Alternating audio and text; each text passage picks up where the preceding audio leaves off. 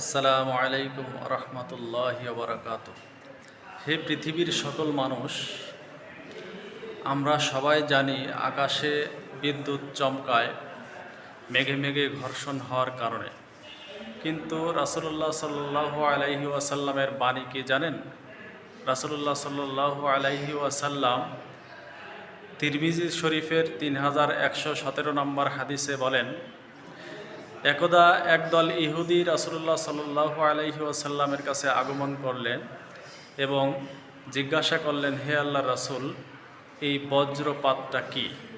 রাসূলুল্লাহ সাল্লাল্লাহু আলাইহি ওয়াসাল্লাম বললেন, এটা আল্লাহর নিযুক্ত একটা ফেরেশতা, যার দায়িত্ব মেঘমালাকে পরিচালনা করা। তার হাতে রয়েছে আগুনের চাবুক।